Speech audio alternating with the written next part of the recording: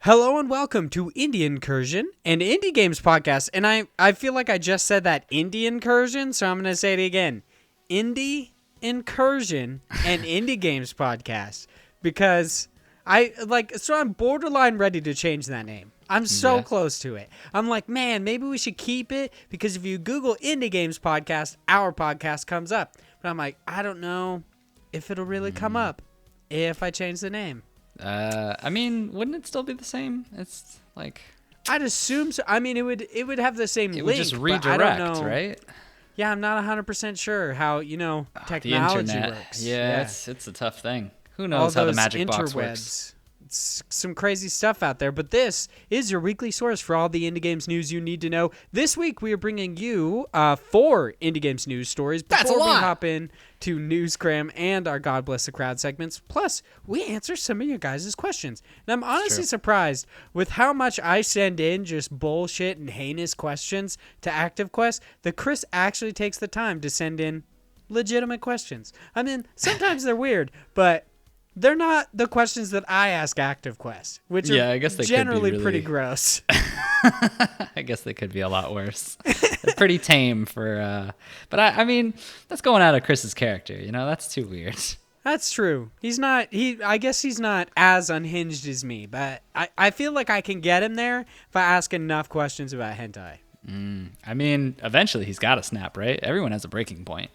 That's a good point. That's what I'm shooting for. But if you guys haven't noticed yet, I would like to introduce myself, Vaughn Hyde, and my illustrious co-host, the biggest of average, Josh Boys. How you doing today, Big Josh Boy? I'm doing well. What's new with you, man? How you been? I'm good. I'm trying to I'm doing actually really well this month. I said I wanted to spend less money on video games, and I have.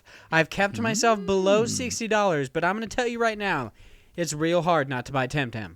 Okay? $35 fucking dollars for that game right now, which we'll actually talk about later. Might change, but Jesus, I want to play that game. I had the luxury of backing it when it first came to Kickstarter, so I have it and don't have to worry about that. That's the nice thing about Kickstarter. It's one of those things it's basically how I deal with going on vacations and the money you spend is I just get upset when I'm like, I want to go on this vacation. I'm going to spend all the money now. And then when you hit the vacation, or in this case, when Kickstarter releases the game, you're like, oh, it's just free. It's free. Because you don't think about the money then. So you're just this is great. I didn't do anything. And you're like, I'm not going to think about past Josh. He doesn't fucking care. He already spent that money. But future Josh, well, technically present Josh gets to play all the games he wants for free. And it's great. Man, that's a good way to think about it. I mean, if anything, it's kind of just well, obviously it's free games, but it's like Xbox Game Pass if you think about it. Like Kickstarter, just start backing games like Kickstarter willy-nilly. Eventually, you'll see a return. I mean, you also might get kind of boned in the end there because there's a lot of games that don't go as well, but yeah.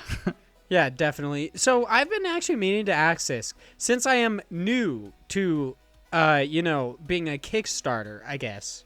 I think that's not the right way to say it, but a backer. Yes, a backer. I'm new to being a backer. What kind of a code do they send you once the game is actually finished or they release it? Do they if you request a PC code, do they just give you a Steam code or what's up? Yeah, they just give you, basically it's the same way that you would redeem any code from a digital store or any kind of front. So if you walked into a Best Buy and you got a digital copy of something, they would just hand you a piece of paper or some kind of, cardboard thing, and it would just have a code on it. You would go to either, your PS4, your Nintendo Switch, or in my case, mostly your PC, and just go to Steam and input whatever code to redeem it, and you get it. So when TemTem was first going through their alpha phase, I actually backed enough money to go into that, so they just give you a copy of that, which I believe, I'm not sure, I haven't even really checked it, but usually they'll have just separate files that are this is the alpha one, and then it'll just kind of sit there and you get rid of it when they have the actual latest and greatest version of it.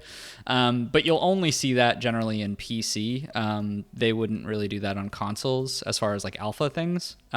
So whenever it comes to the preferred like the actual release date of those consoles, they'll get a code just like they normally would, unless you backed enough, depending on the Kickstarter, if it's a physical release kind of a thing. Do you remember when you reminded me because you said the cardboard thing? Do you remember when Fallout 76? Yeah, I was about to say that. Yeah. Fallout 76. Real annoying. God, I mean, for those who are like new to this podcast or haven't listened to some of the first episodes, Fallout 76, they had one of the worst deals because I had gotten and this is kind of why I stopped going through Amazon. So I used to buy games through Amazon because they used to always do 10% off when you bought through their product. And now they like changed it and it's like a $10 thing if you buy the physical. But anyway, so I got the physical copy of Fallout 76 and I was like super excited.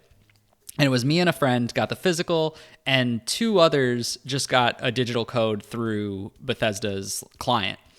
And so we basically got like the horrible end of the stick from this one, because not only did the people who bought the Bethesda through their client get to play it early because their servers opened the minute New Zealand time for that date opened up and like everyone could play on the same server, which meant I had to wait a whole day while my friends were playing it. But then when I got my copy of Fallout 76, it was literally just a box like a case that you would normally get a CD in. But there's no CD. It was literally just a cardboard cutout of a CD with a code written on it that I had to input, which would have been the same thing if I had just bought it through Bethesda. Man, I love that shit. That's so funny. I was so livid. Ugh. I mean, I feel bad at laughing at your misfortune, but at the same time, I don't feel bad at all because that's hilarious. It was ridiculous. Like, and granted, I mean, I didn't get some of the more terrible things that happened from Fallout 76, meaning like you the didn't get asbestos. fucking toxic mold or some shit in your helmet. Yeah. I mean, I threw that case out, so it might have gotten like toxic stuff in it, but I just didn't notice, and it's in the trash now, so doesn't matter. Yeah, there could be some sketchy shit inside that cardboard. I mean, yeah, who knows? Like, You're like, if I actually kept anything, it was the cardboard cutout of a CD that they sent me. Because it was weird. Like, I didn't want to throw it out because it felt strange being like, I waited a day for this, and like, I paid for this little like plastic case. Like, should I keep it? And I was like, no, this thing is stupid. I don't even want it. Like, that's why I was so torn when I got that just cardboard piece, because I was like, what the hell did I do this for? Like, I thought this was gonna be something else. Like, I don't know, it just wasn't worth it. Physical, no. Did you know that Limited Run actually sells like cases on their website? Really? They sell cases and they'll sell variant covers. Yeah. Do they sell Fallout 76s? No, I don't think so. Oh, well then, what are you gonna do? Doomed Yeah, forever. they're giving you that Fallout 76 treatment. So what have you been playing this week, Big Josh Boy? I was going to ask you about the tedium of being an adult, but I decided to not really do that because I forgot why I was bringing it up in the first place. All right, well, being an adult sucks. Let's dive into the games. So the first one that I'll talk about is A Long Way Down. So it's a card game, by the way. Just to let you guys know, he's definitely going to try to go around the fact that it's a card game, but it is. Look. All right, both of the games I'm talking about today are card games. All right, I get it. I don't hate card games. All right, fine. Eventually, you're going to get to the point where you admit you love card games. I don't love to card yourself games. And to the world. No, I will never. Anyway, the point is, A Long Way Down, it is a card game. It was developed by Seenapsis Studio. And A Long Way Down is essentially a roguelite deck building card game where it's comprised of 2 parts. Essentially, the first part is what you would normally think, which is combat of card-based mechanics, where you have a character, you're fighting enemies, and you have a deck that you choose a random amount of cards. Not random, I think it was like 15, but a certain amount of cards that you want to take in order to beat those enemies. And this is the same as your normal card-based games like you would think of with Slay the Spire or anything really from a card-based mechanic. But then there's the second part, which is this strange like puzzle bridge builder So essentially, you're a character who has not lost his soul, but he's dead, and he is in this weird limbo world where this evil mastermind is trying to steal his soul. And so you're going deeper and deeper into this limbo type hell-esque world and trying to get far enough so you can, essentially what it seems is to defeat him at some point in the game. Early access right now only has 2 worlds flushed out, so I don't know what it's going to look like or how long it'll be in, the long run of things. But as of right now, what happens is you are put into this procedurally generated level throughout these different worlds, and you have main objectives, but all of the pieces of like tiles that you're floating on are disconnected. So there's random tiles in random places with enemies all over the place. And so it's this grid-based system where you have a set of tile cards that are randomly shown up in your inventory, and then tile packs along the actual world that you'll have to pick up to get more tiles to place down.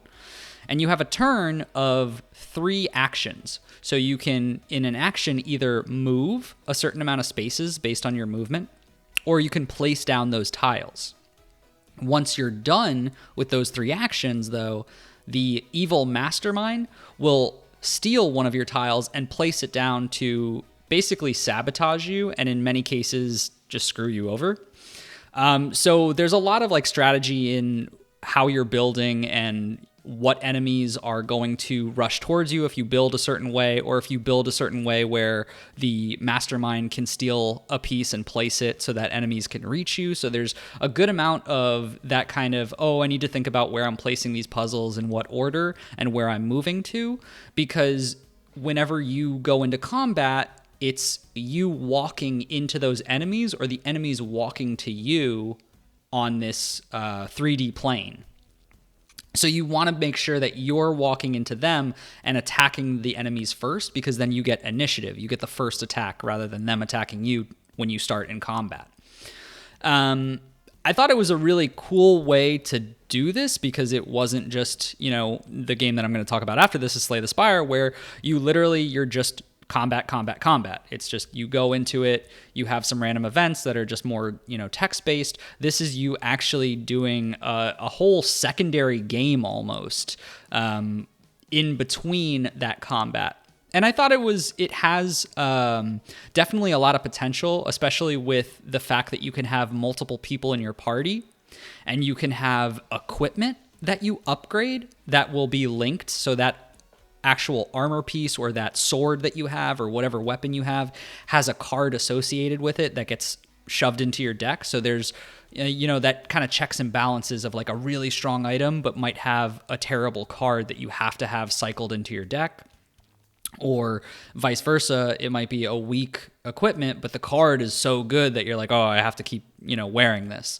So it was really interesting. I really enjoyed that aspect of it. But from an early access perspective, I think there are some balances that need to be worked out and tweaked a little bit. I felt like the addition of another character felt almost lackluster at certain points, because it takes so long to upgrade things like your cards or your equipment that it felt like it was unnecessary to ever do cards, and you should only do equipment because it has that higher potential of giving you additional just base health, damage, and whatnot.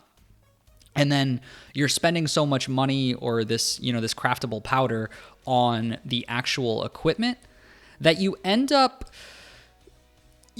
creating this character that's pretty strong and is able to deal a lot of damage, but then you don't have enough powder for the other characters that later into the game join you. And so you basically just have someone there who's just there to soak damage.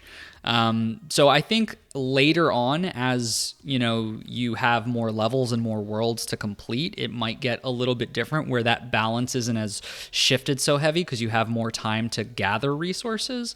But I definitely felt like there was a little bit of like an obvious choice of where to optimize my build, as opposed to having a totally like, I don't know what I could do. There's so many different builds. And granted, there are a good amount of unique cards that I could have played around with. But I just didn't feel compelled to actually improve anything other than equipment for the time being. So that being said, like I mentioned, there's only 2 worlds right now that are flushed out, each containing, I think it was 3 levels for each of them.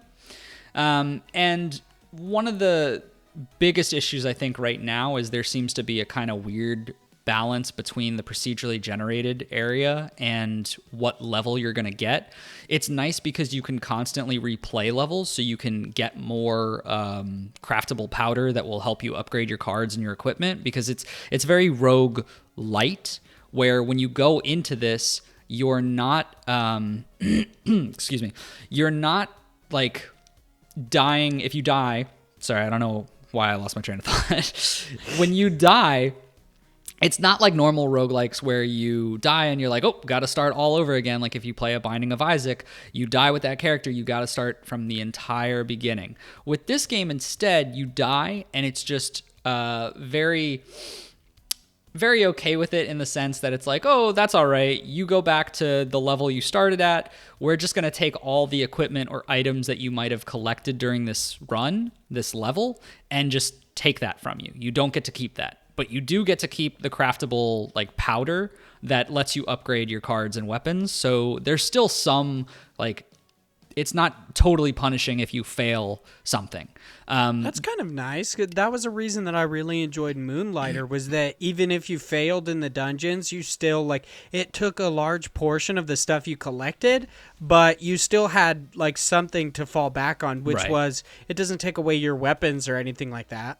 Right. So this is definitely good for people who don't want, that extreme side of the rogue genre. The only thing that I didn't like about that is the fact that it's procedurally generated and you can keep retrying levels. There is a real, like, and I guess you get this with most roguelikes, but it felt very extreme, where there was one time where I failed a level because I was like, oh, I ran out of tiles. I didn't make it to a certain area and I couldn't get to connect the bridges between them because I didn't do it in the right order. And then I was like, well, I guess I'll retry it. And I retried it, and like the tiles were mapped out in such a different way that I was like, oh, this is like already built for me almost. Like I only had to place a couple of tiles. So it's very, very extreme in the cases that I've tried it, where it was like this level went from, pretty difficult to just baby mode easy. So I think there's certain aspects of that might need to be balanced a bit more as to how procedurally generated or how randomized this actually is. But that being said, I think for the place that it's in, early access of right now, it's in a pretty good state. I definitely did enjoy a lot of what was there, and it seems pretty fleshed out in a lot of areas. There's just minor tweaks that I think could be fixed here and there. And I also do, and this is just a shameless plug, by the time this comes out, there will be a early access opinion article on Parallax Media, so you could check out more of that. But yeah, I think that's all I'm going to go on from a long way down. It's kind of a long rant. How close would you say, like the overworld and like tile-based mechanics aside, how close would you say that the combat is to Slay the Spires? Because it looks like the screenshots that I saw on its Steam page, it looks vaguely similar to Slay the Spire's combat, but I imagine it's, I don't know, there definitely could be large differences. So the main difference with this game, and this is actually one gripe that I didn't write in the article that I probably should have, but it has a mechanic in it that I don't like at all, and I saw it in Deck of Ashes as well when I tried that game and didn't really like it as much. Your cards in Slay the Spire, when you play, you're constantly shuffling through your deck. So you play all of the cards that you have in your hand, all the cards in your deck, they go from your discard pile and shuffled back into your, the cards that you can draw from. This game, however, is a game where you have your limited amount of cards, and once you're done with them, you're done with them. And then you have your, one of the reasons why I said it's so important to upgrade your equipment is your weapon has a card that is your basic attack, and you can constantly play that card all the time. So there are situations where if you don't kill enemies in, a quick enough order, you literally only have your basic attack and you can only use that. And granted, there is a way to basically reshuffle your deck, but it's at the cost of like 100 plus HP, which is, if you only have like 400 HP to start with, is pretty intense, especially for like earlier levels. As you know, you grow and actually get more equipment and whatnot, I think it might not be as damaging, but it is something that I felt a couple of times where I was like, oh, I don't like that at all. And especially knowing that it just means I have to load up on a certain card that I like regarding, you know, health or utility. Because mostly what I was building at the end was I was like, oh, I'm not for the most part going to even worry about damage cards because I'm just going to upgrade my base damage card as much as I can, just constantly use that and just literally use my cards for utility. So it's not a bad mechanic and structured that way, but I just don't enjoy that as much as I do something like Slay the Spire, where I have cards where I know I'm constantly replaying them and trying to shuffle through a smaller deck, as opposed to just having a big bundle of this same card that does the same thing almost. So this is something that I'm never going to get to experience because I'm doo-doo at video games. But I find that so interesting. Like, card games specifically, these deck builders are so interesting that, like, you can be given the same cards as somebody else, but the way you play them and the decks you build drastically change the way the game, like, unfolds. I think that's so interesting. Like, the way that you're talking about how instead of building into straight damage, you're building into utility. I imagine some people do the exact opposite and build into straight damage. It's something that I kind of miss from playing games like playing Yu-Gi-Oh! A lot. I always love that. Like, two people can play. That's kind of different because it's based on metas. So if you build a certain deck, the deck for the most part runs just one way, with the exception of like different engines and stuff like that. But that's what I find so interesting about these deck builders. We should also say, and I don't know if we prefaced with this, I might have been just totally out of it then. We did actually get a code for A Long Way Down from the developers. Yeah, it's a good point. In kind of a hilarious way, they sent us the wrong code first, which I was like, that's hilarious. And then luckily Josh ended up getting a different code so he could play it. But we did not actually end up getting a code until today, which was like 5 days ago. I sent them the email like, hey, this isn't the code for A Long Way Down. Close enough. So, yeah, I guess we got one of their other games, which is pretty interesting. If we ever talk about it, I guess we'll have to preface that one too. But, yes, we did get A Long Way Down from the developer. You're also playing Slay the Spire. Would you like to talk about that as well? I would. So I'll go a little bit quicker on this one because I have talked about Slay the Spire before, and we touched upon it a little bit last week. But what I'm doing from Slay the Spire is the 4th character dropped. So it's been in the beta branch for quite some time now. And for those who don't really know much about Slay the Spire, it is very similar in it being a roguelike deck builder game where you're constantly combating enemies and going through this giant spire, or this essentially this giant castle that you're going up. And they have different characters with different abilities, and the 4th character just came out, and it is known as the Watcher. So the Watcher is actually really cool because it has a very risk-reward playstyle.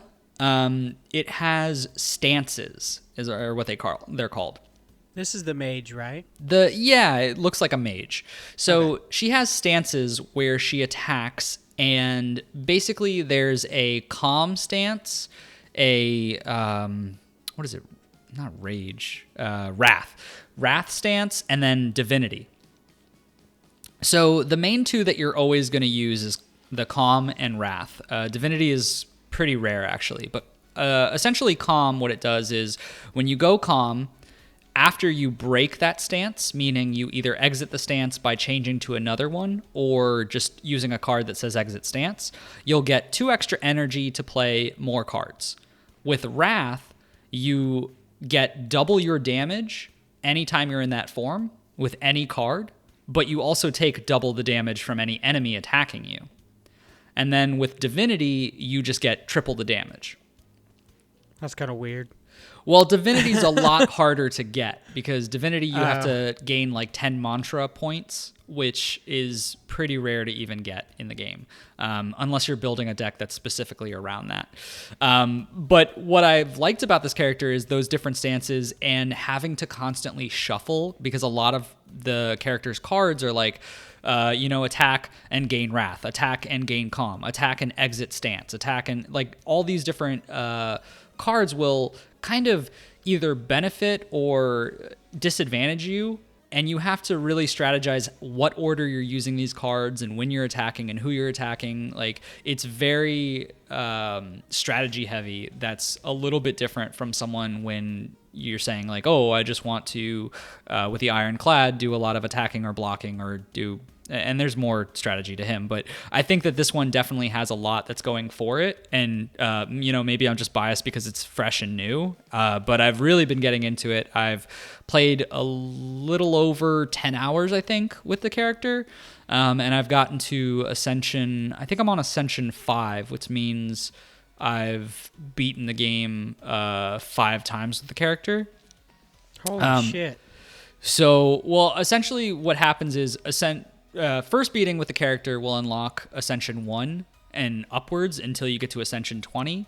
And each level, like each time you beat it, it gives you a tougher challenge, whether that be Ascension 1 just being like, oh, there's more enemies, or enemies are healthier, or they do more damage, or all the way up to Ascension 20, where instead of at the end of fighting one final boss, you actually fight 2 final bosses like back to back. So there's a lot of just tougher things that keep going through. I'm pretty scrub. I really have only gotten as far as Ascension 12 with some of these characters, so I'm not that good. But still, you beat the game though. It's probably farther than I will ever get if I play the game. But it's been a lot of fun, and one of my favorite things about Slay the Spire is they really do a good job about teaching you how to play the game without really teaching you it. And what I mean by that is when you play a new character, you have to actually unlock their some of their cards and their power-ups. And it does this in a way where you have to play a certain number of times where you get a high enough score, because you get a score at the end of each game. And based on that score, you're unlocking certain levels that get you more cards and more relics. So you start off with a much smaller, card pool, which teaches you like, oh, here's some of the basic cards. Here's what you can do with Wrath and Calm. And then it goes, okay, here's a bunch of cards that are based on this key tag called Scry, which basically means to look at cards that are on top of your deck and pick which ones you want to discard before actually pulling them. And there's like a whole combo and deck that you can build against that. And it goes, okay, now that you've unlocked another level, here's a couple more other cards that will, be able to use or be utilized with the decks you're already building. And it keeps going, so on and so forth, so that every time you level up, you get to be like, oh, I remember seeing that card. I want to try and build something around that. So like I found a card called Alpha, and it basically is a card that you play, and you get a card called Beta in your deck. And then you play that card. And these cards do literally nothing until you get to Alpha, Beta, and then Omega. And Omega, when you play that card, you do 50 damage to every enemy at the end of your turn, just constantly. And so the way to build around that is just build a deck where you literally have nothing but defense cards, so you can build a ton of block, and then just combo that so you could be like, all right, now I have 50 damage at the end of every turn. I'm just going to win and just defend my way through the game. So it's really cool. There's a bunch of different builds that you could try, and I don't know. It's a good time. It's one of those things where I'm probably going to keep trying to see how far I can get Ascension-wise and see where I can go with this character. I'll eventually have to play Slay the Spire. It sounds really cool. It's really fun, and it's also really good when you have someone who's into it with you, because I have a buddy who like originally me and him kept playing, and we just started up again because of this 4th character. So we're constantly like, oh, look at the deck I built with this, like how this run went, or blah, blah, blah. Like, these are the cards that you should be trying. Like, I was the one who told him about the Alpha build, and he was like, oh, I just, won the game because of it. So it's really interesting to kind of theory craft and then see other people take that to a different level. It doesn't have any like co-op, right? You guys are just talking about your experiences? Just talking about it. You can, so the game does create seeds, so you can play on the same kind of like run that another person would have had if you input that code. But there's no like actual co-op like while you're playing kind of a thing. Oh gosh, I had to like burp. You're just like really thinking about this. Like, I don't know. If there's no co-op, I'm not going to do it. Yeah, I gotta have somebody walk me through it. For me, what I've been playing is I popped back into Bastion at the end of last week's podcast, and Bastion is by Supergiant Games. At the end of last week's podcast, we had Joseph write in and talk about basically the best indie game ever, which apparently he thinks is Shovel Knight, which is like, yeah, dude, good for you. Good for you.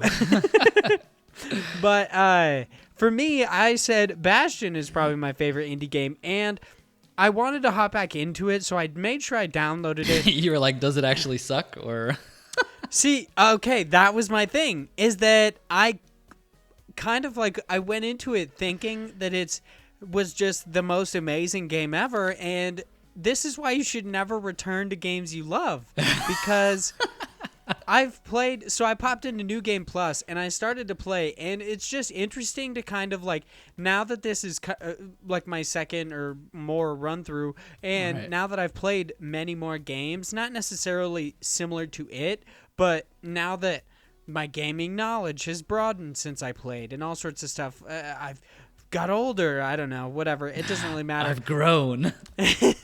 I've grown as a gamer, but like now that I guess my tastes have just kind of changed in video games, I start to see the flaws a little bit more. I guess I'm thinking of it more critically now, is probably what's so different. And it's so interesting to see, like I said, the flaws in this game, because there will be certain levels that are excessively short that I couldn't, like, when I thought about it, I remember the levels, but I don't remember them being as short as they actually are. Uh-huh. And they basically, like, there's a level that took me maybe like 3 minutes to beat, and beforehand I never thought about it. I don't know, man. You're a speedrunner. Apparently, but I mean, it's pretty nice now, especially because it's a New Game Plus. So I have all of my like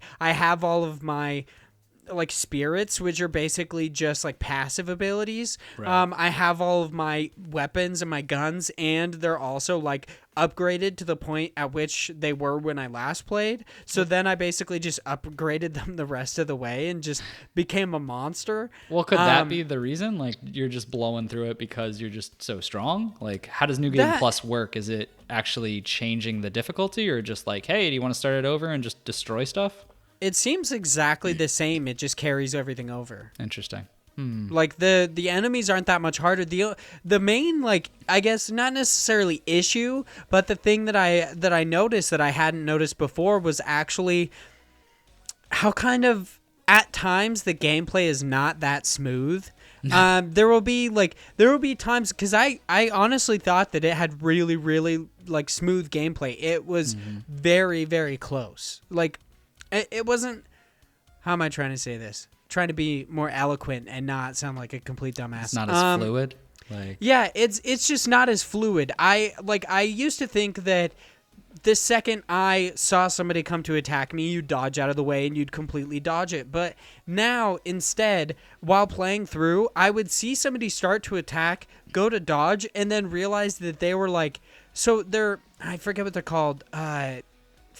They're basically like these large like gas giants with like pickaxes, and they go to attack you, but since you're at kind of like an isometric view, you don't notice that they're up above the ground, which completely changes where they actually hit. So I would think that they were targeting me where I currently was, but then I'd go to dodge, and it turned out that they were trying to hit me in a completely different space. And it was just kind of like some weird shit that was happening like between the enemies and the isometric view, where I was like, where are you even like trying to hit me right now? Maybe New Game Plus is just like totally bugged. Maybe. I don't know. I don't know what's going on, but I have decided that I'm going to try to platinum Bastion, because I actually looked at the platinum, which was kind of weird, because I know for a fact that I finished the game because I have the trophy that says finish the game on a certain ending, but there's another ending that just there's another trophy that basically just says to finish the game. And I was like, obviously. So what did you do? Yeah, I was like, what? That doesn't make any sense. So I don't know if that might have been a trophy that had been edited before. Right, maybe. Because, like, when I went back to Destiny 2, I realized that I had a trophy that didn't make any sense because it was like complete the raid on Prestige, but I didn't have the trophy that said complete the raid, and I was like, what? But it turned out it was because the Prestige one was actually originally complete the raid or a strike on Prestige difficulty. So I had completed a strike but not the raid, but then when they changed it, they just took out the strike but kind of grandfathered those over who had already got it. That's funny. Yeah. So I'm thinking maybe that's something going on here, but I'm going to try it anyway. It's definitely going to ratchet up the difficulty a lot, but at this point in time, it's not that hard. Like, there's just weird stuff that I hadn't realized beforehand. So, yeah, I'm super stoked to play more. I really love Bastion. I love the hand-drawn aesthetic. Hearing the music when I first hopped in was so weird and nostalgic. Like, yeah. If I was a more, I don't know, like, human person, I might have cried, I guess. I mean, emotional. Yeah, if I was a more emotional person, I probably would have cried because it really hit me. The second I booted up the game and I started to play and heard that kind of acoustic guitar music and that really raspy voice of the narrator, it just brought me back to a different time. Fuck, dude. I love Bastion so much. It really is such a good game. There's another issue that's so weird playing on New Game Plus, which is while you go through the areas, you're basically just playing through everything like you were normally playing through the game. So when you'd go to pick up items or you'd go to pick up scrolls, they're still there. So like I would pick up an item like, oh, I'm going to pick up this scroll because maybe I didn't pick it up in my initial playthrough. And it would change my special attack, but then you can't change that back on the fly. You have to go to the arsenal to change it.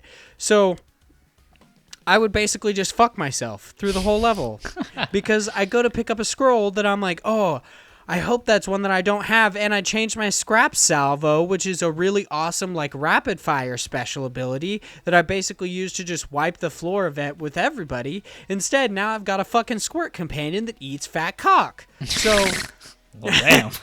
All right. So that is also a big issue, but that's just for New Game Plus. Now I've just started to be like, I went on the trophies and I realized that none of them said to collect everything in the game. So I was like, I'm just not going to grab anything anymore. Yeah. Like, funny. It doesn't make sense to because it keeps just fucking me. So, yeah, That's super fun. Sounds like you learned your lesson. Yeah, I'm just not going to pick shit up anymore. But yeah, I'm super stoked to play Bastion some more. I also love how in my head, the art style was so much different, but I love the hand-drawn art style. The actual in-game art style looks, at times, at least with the kids model, the enemies model, the gas bags and stuff, they look really good, but the kids model is just laughably bad. It looks so bad. Didn't he look kind of like Lego-ish, like very Polygon-esque? He looks like straight out of Roblox. It's hilarious. Yeah. Well, I mean, that's the thing with old games. Like, you definitely gloss over, the negative side of things. And you're just like, yep, everything from the past, it's positive. Like, yeah, like looking back on it, it's always with rose-tinted glasses. It's like you don't remember the issues that you had with it. You just remember the good times because everything else is part of your freaking, I don't know, I forget what it's called, short-term memory. Yeah. But definitely, I will say Supergiant, their graphics their character designs have really, really changed throughout their games. Like just the game directly after that was Transistor, which is so completely different. Yeah, both the art style in the game, like gameplay, that isometric view art style, it wasn't exactly like one-to-one with the drawn art style, but it was very close. And then they have Pyre, which is basically the exact same because it's, for the most part, very hand-drawn. And Hades looks very, very pretty, which I really want to play Hades, but I just haven't had the chance. We're actually going to talk about Hades a little bit later. But I think it's about time we actually get on to the news stories. Yeah. Our first news story is over on GameSpot. It's written by James O'Connor, and it is TemTem's price will rise throughout early access. TemTem, a new PC MMO that is clearly inspired by Pokemon, has launched in early access on Steam. The game, which costs $35, lets you catch, train, and battle with your TemTem and explore the world alongside other players. But you can expect the price to rise over time, though TemTem is discounted at the moment, and I would put discounted in quotations because, I guess technically right now it might not be the full $35, so maybe that's why. But I thought he meant discounted, the 35 is discounted. I'm like, No. discounted. I don't think so. It's a good proposition for PC players who want to... I'm not going to actually read that part. I just really wanted to talk about how weird it is that this game is possibly going to increase in price. They do say on the game Steam page, the developer Q&A states that the game is about 50% complete right now and will take about 20 hours to play through. The final product will be much bigger, but people buying the game now are paying less than customers who will pay for the later versions of the game. We believe in giving advantages to our early supporters. The current early access price will be the current early access price will be raised gradually as we ship new content and features, it says. It's unclear when this might happen or how high the price will go, but if you're interested in the game, it might be worth picking up sooner rather than later. You can even get it at a discount if you buy from other online storefronts. That's kind of weird. It is. I didn't know that you could do that. I want to click on that link. See how much it costs. Oh, boy. So how weird is this, that this game is going to increase in price while in early access? I've never actually seen this happen before. Yeah, so this is really different because at first when I read this article, I thought they just meant like after early access, it would be, a higher price. And I was like, why is this an article? That happens with just about every early access game. But yeah, because typically they're released with much less content, which technically TemTem is because it's 50%. Right, exactly.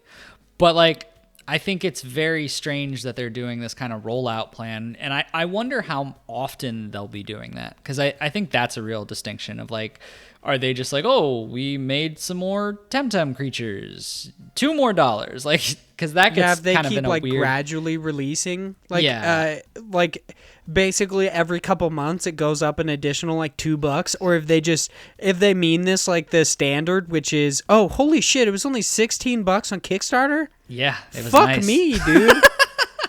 And then it's 20. Okay, it was 16 as the early bird, but only 20. Damn it. Yeah, I paid. Hey a little Josh, bit want to extra, let me I play think, your for the TemTem? alpha. Yeah, I mean, I guess I could give you access to my games, but there's a dragon that looks like slime in this. That's why I want to play. I'm not even joking. It's fucking dope. Also, sorry to take it off the topic of the arts or the story.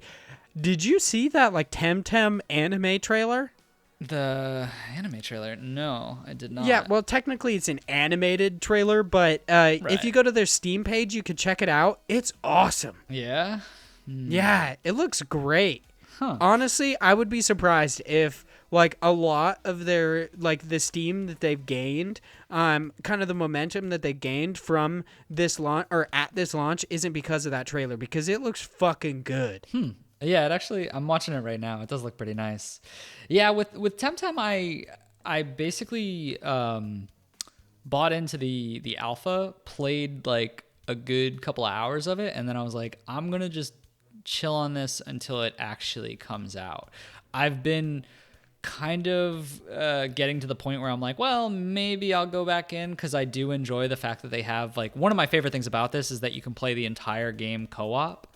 So maybe I'll get one of my friends who originally did that to jump back into this, but I've been trying to just push off, because I play so many early access games that I always, we've talked about this a little bit before, I kill my interest in the game before the game even comes out, because I'm I've played most of it, I'm it's good enough kind of a thing. But with TemTem, I think it's still interesting, especially with all the commotion that's going on with Pokemon, of people being upset about oh, you didn't put all the Pokemon in and now you're asking us for more money. But they're at a good time because of all that. But to go back to the article, I don't think it's that bad.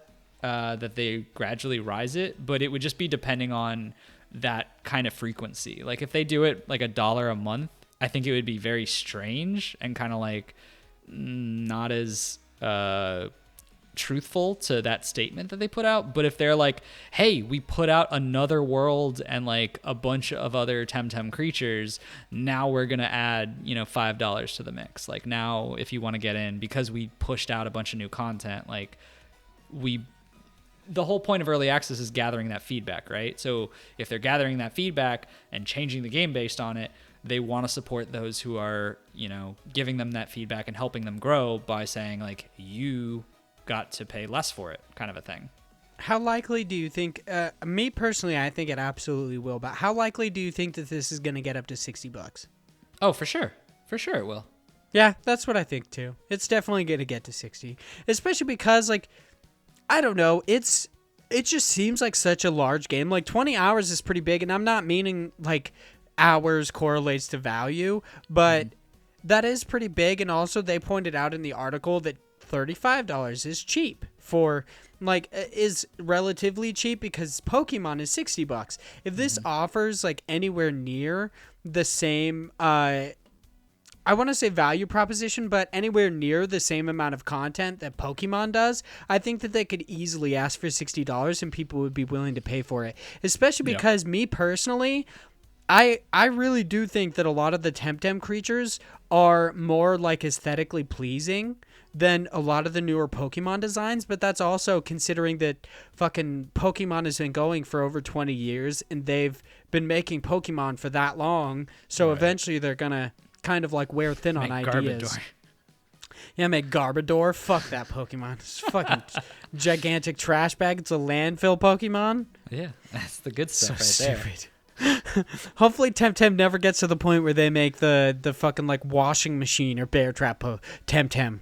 Like that's truly what I hope for. Well, depending on how good they do, I guess they might have to eventually. Yeah, I have heard, like I heard on the GameSpot After Dark podcast that a lot of the buildings and a lot of like kind of the not necessarily extra content, but there is a large portion of the game that is there, but is currently like coming soon and stuff like that. Yeah, like it's obviously still being worked on. Mm-hmm. So. Yeah.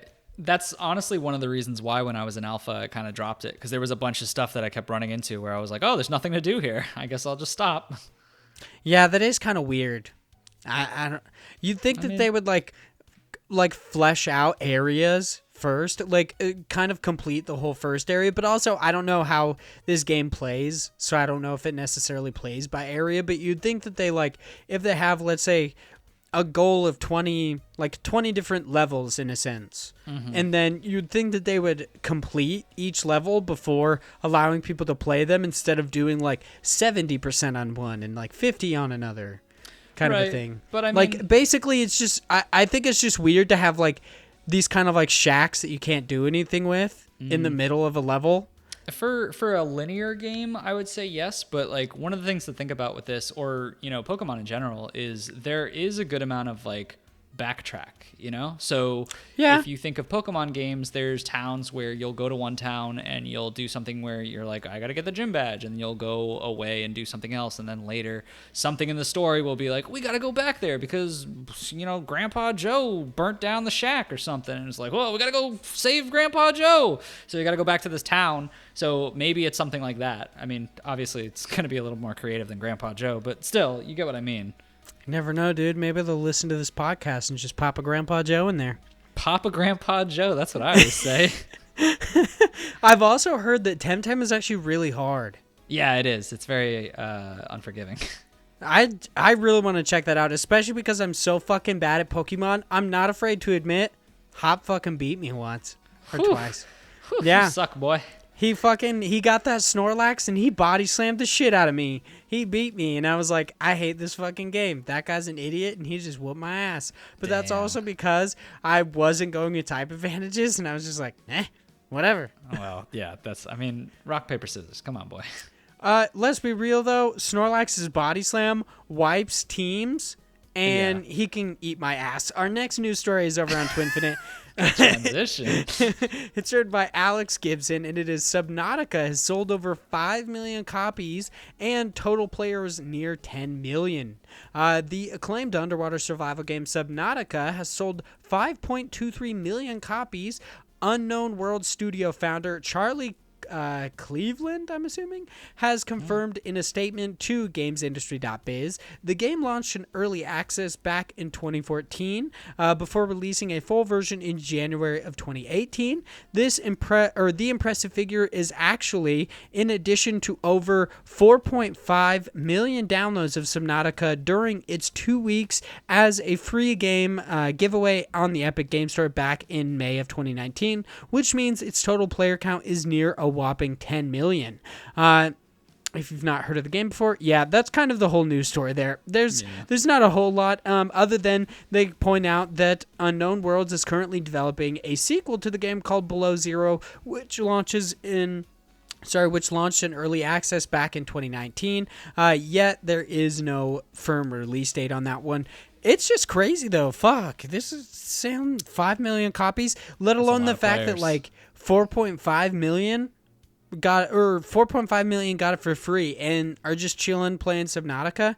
This game, like, I could never play this because it would totally fuck with my anxiety of being underwater. Yeah, I can really never like do the it. underwater element either, so I don't know how into this I would be, but it's pretty cool for them. I mean, that's a very impressive number.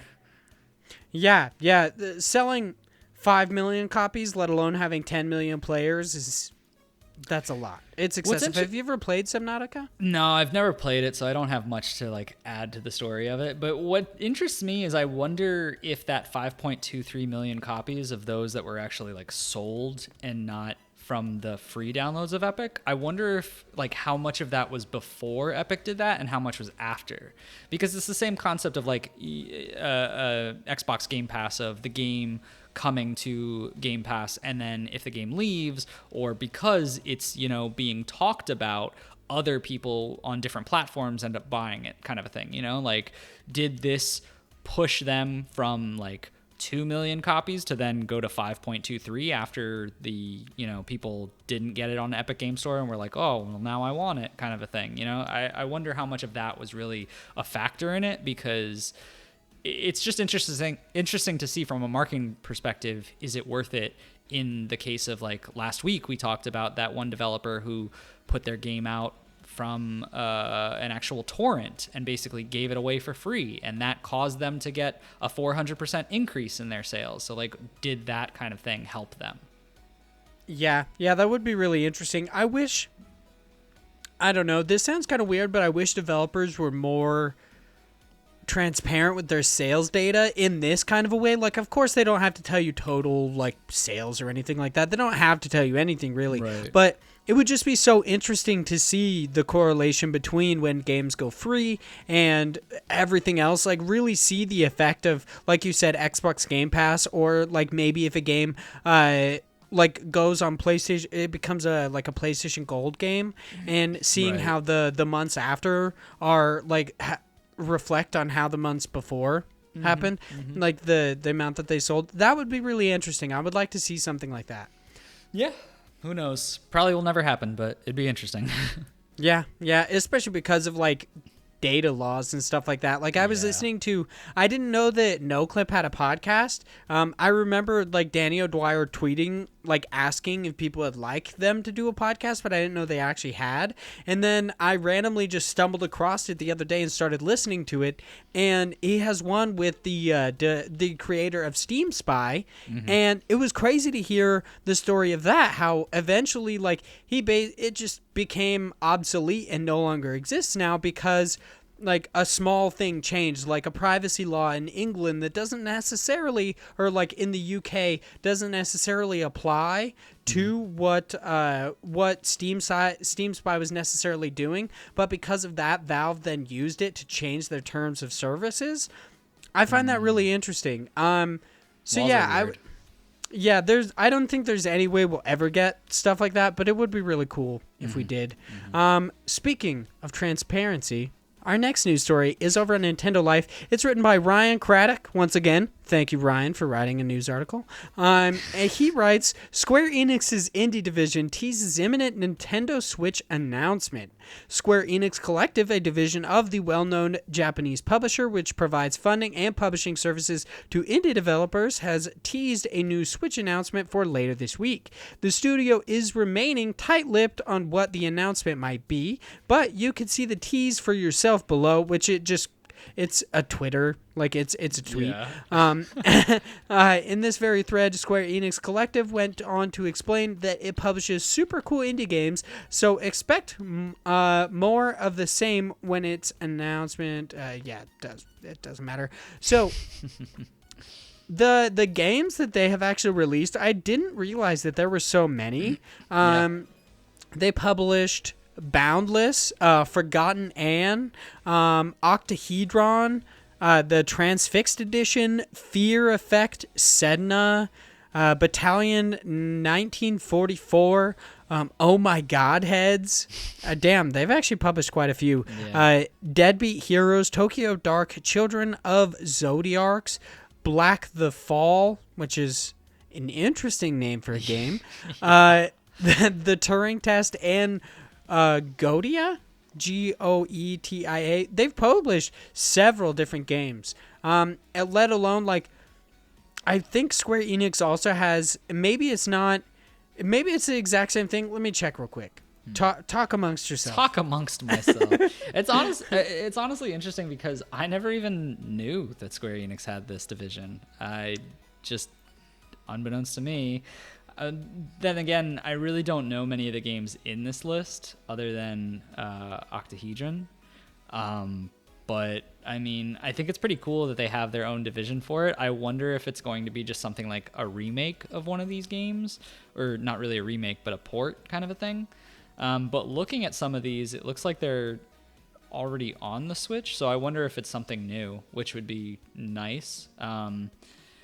I wonder what a company has to go through to get published by someone like Square Enix. I feel like you have to be like pretty good.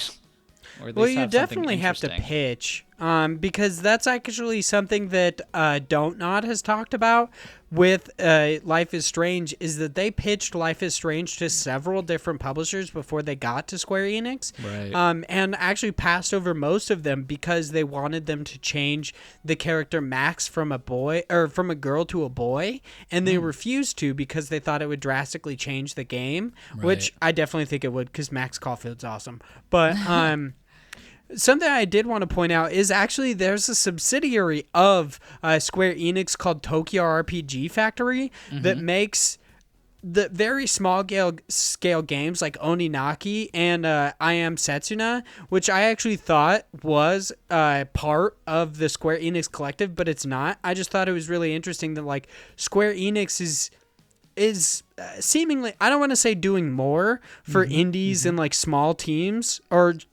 just doing more for small games than other like publishers are, but it seems like they might be. Like EA has their originals, but I don't know, they're kind of weird. Like we had that one news story where he was like, yeah, we just see good games, and then we're like, hey, let's publish them. Okay, that was fucking weird. And then there's stuff, there's just, you don't see companies or you don't see large-scale publishers doing a whole lot like this, so I think it is pretty amazing, and we should definitely kind of give props to Square Enix for doing as much as they do, even though before this news stories, I had no idea that they were. I know, right? Good job. Well, we're spreading the word right now. We're helping, that's true. I guess. We're all learning together. It's fun. Let's hop to our next news story, unless you have any last tidbits of information. I've got nothing good. Nothing good? Well, I wanted you to stall for a second because I hadn't opened up the next one. No, you're good. Stalling. I got it. Yeah, I was too busy looking up Tokyo RPG Factory and was not actually pulling up the next news story, which is written by Liam Doolin! Can you guess who? Yeah. Just surprising, right? Nobody would have expected that. This one's over on Nintendo Life, written by Liam Doolin. It is Journey developer, could be bringing its newest game to Nintendo Switch, which I'm gonna have to goof on Liam here in a second. I just have to say not that. our boy Liam. Don't take this personally, Liam. Okay? I love you. I don't know you, I don't know you. but I feel like we're brothers. You know? The Dooley boy. Like your picture's kind of cute. What's up? Just saying. So, I just gotta goof on you. Don't take it personally, okay? So he writes. I'm not gonna read that part because that's stupid.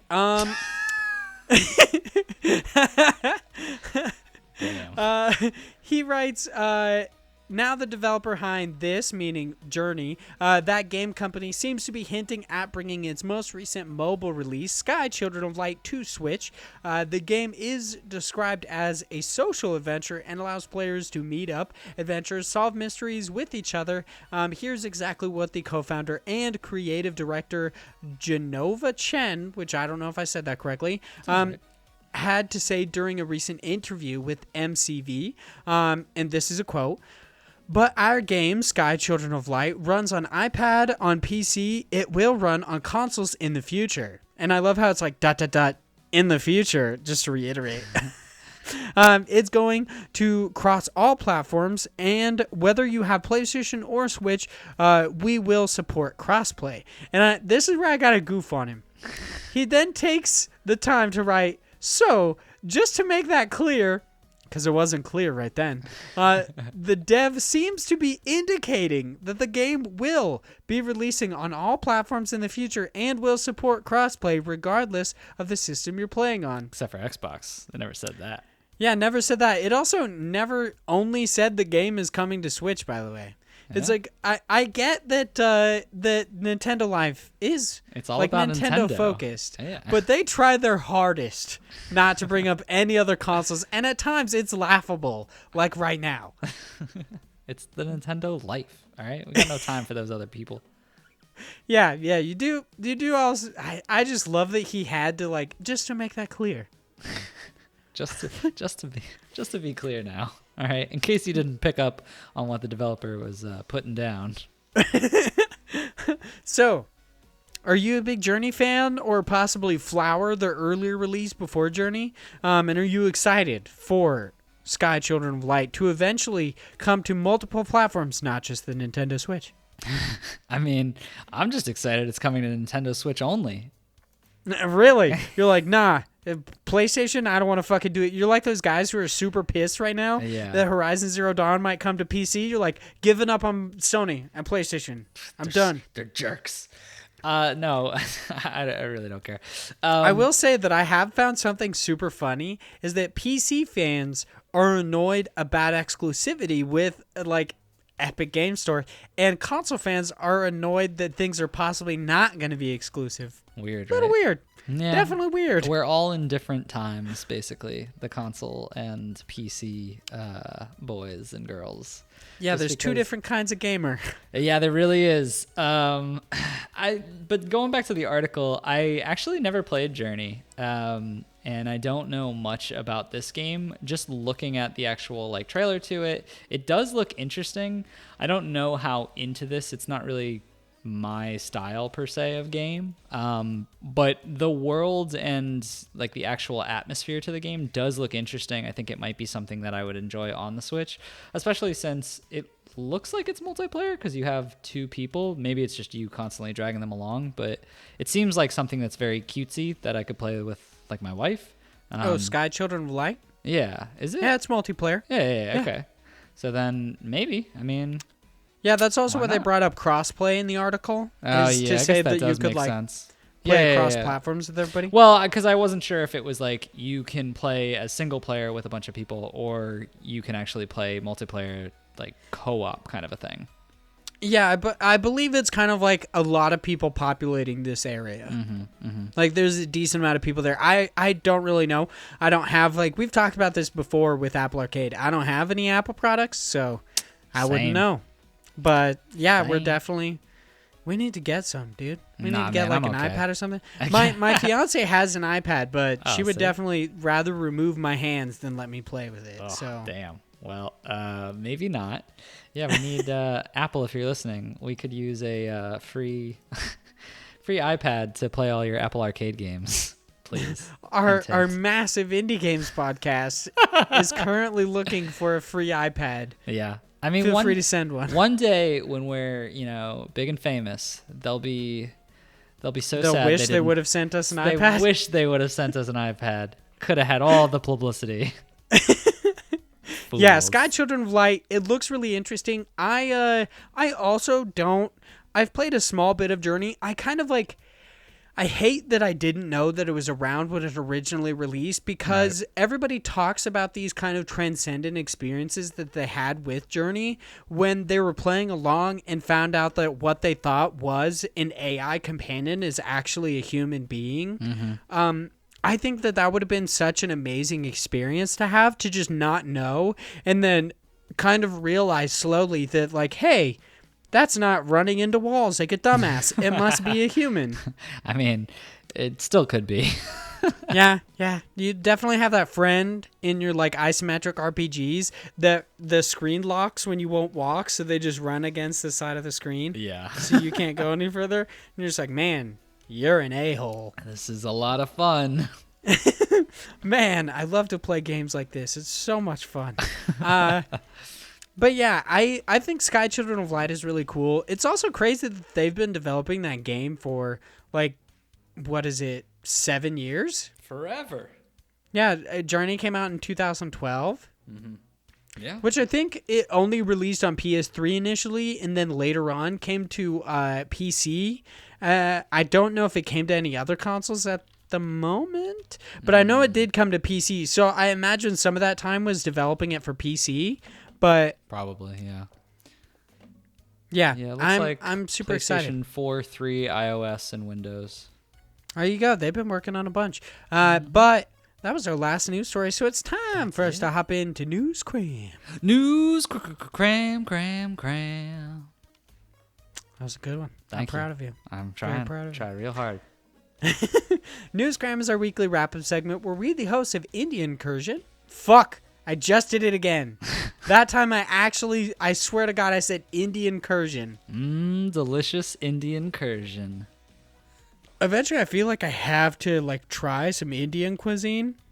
Dude, I love Indian just food. Because of that name. Yeah, so I had said that I had never tried Indian food to Chris when I was over on Active Quest. Mm-hmm. And he's apparently a huge fan of it as well. And I feel like I'm just missing out, but it's also because I'm just such a picky eater. I'm like a child. I just eat chicken nuggets, basically. I mean, it's like a whole diet consisting primarily of chicken nuggets. Will you eat chicken that's not fried? I mean, yeah. All right. Well, then you could eat chicken. Indian food. They have See, chicken here's dishes. the thing, though. Like, and this is actually not the thing, but it's just something I'm going to say right now before we actually talk about the News Cram stuff. All right. Getting crammed with Indian food. My fiance and I are possibly going to go to Japan for, like, a kind of a second part honeymoon, and you're gonna bring like a suitcase of chicken nuggets with you? Yeah. So the one big problem is that I don't eat seafood. Ooh, and you're gonna be in quite a pickle there. Yeah, it sounds like I'm gonna be in a rough spot, mm-hmm. and okay. So here's also something. Have you ever thought about a food so much that it almost made you vomit? No. I don't. All right, it's time so. for story. All right, okay, Big Josh go. boy. Let's go. I need some popcorn. In this foreign country that you live in called Florida, do they have Albertsons? Do they have Albertsons? Yeah. Most of them have closed down, but there are a few here and there. Okay, well, so they have Albertsons. Albertsons has this brand that is their kind of like home brand. It's called like Signature Select. And sounds fancy. They have sounds delicious... kind of like cat food. Yes, it definitely does. You're like, wait, did you eat cat food? Is that why you almost vomited? I would, if I thought about cat food long enough, I might vomit, I guess. So they have this pizza, this like oven pizza. This like, I guess it's just like kind of like a take and bake pizza. It's their frozen pizzas. Mm-hmm, so they're really delicious, and me and my fiance and I used to buy them all the time. So we bought one, and this is when, like, this was maybe like 2 or 3 years ago. we make it and everything, and I was super fucking stoked about this pizza. And I start eating a piece, and I like eat one piece, and I go to eat another, and I just stopped, and I started thinking about cheese. And I was thinking about how much cheese I was eating and how kind of gross cheese is if you think about it. Yeah. And I almost threw up, and I had to lay down, and I no longer eat that pizza. Wow. So yeah, there was one time when I was in, when I was 22 years old, that I thought about cheese so much that I almost threw up. Sounds like a real problem there. Yeah. So I don't think I'll ever actually be able to leave the country, but of course, We'll find out. This is our News Cram segment, where we, the hosts of Incursion, an indie games podcast, cram you full of all sorts of indie games news. This week, we've got no quick news stories, but we do have some new deals, quick steals, and a bunch of new stuff. Our first deal for you is over on the Epic Game Store, where you can, at this time of recording, get the award-winning puzzle platformer The Bridge completely free. And our last new deal and quick steal for you is those indie games fans out there looking or with Xbox Game Pass on PC now have 3 more awesome indies to add to their libraries, including Grease, Children of Morta, and A Plague Tale: Innocence. Now, before you go and tell me what is or isn't an indie game, and if you consider A Plague Tale: Innocence, and I'm not talking to you, Josh, I'm talking about the people out there in the ether, if you're about to tell me that that's not an indie game, I don't know if it is or not. I actually just wrote that because Polygon wrote that. So if you're going to blame anyone, blame Polygon. Sure, why not? That's kind of the moral to the story. Is The that moral Polygon to my is life wrong? is to just blame Polygon for All right, everything. I guess that works. Plague Tale was developed by Asobo Studio, and the publisher was Focus Home Interactive. So I'm going to say it's independent. Don't know. I have no idea. Sounds like an independent studio. I don't know. I'm super hyped for that though, because I do want to try that game. A Plague Tale? Yeah. I've heard it's fantastic. Grayson Morales fucking loves that game. He goes on and on about that game. Yeah, I definitely want to try it because I've heard the same great stuff. Yeah, let alone that it was actually nominated for quite a few awards last year. So it looks pretty good. Now on to some new stuff. Our first 4 items in new stuff come by way of Nintendo Life, and I'm probably going to take a random guess here, but more than likely all of them are written by Liam Doolin. Once again, sorry for goofing on you, you beautiful boy. Where it's reported that relaxing puzzle game Amotamo is headed to the Nintendo Switch by the time of this airing for a mere $9.99.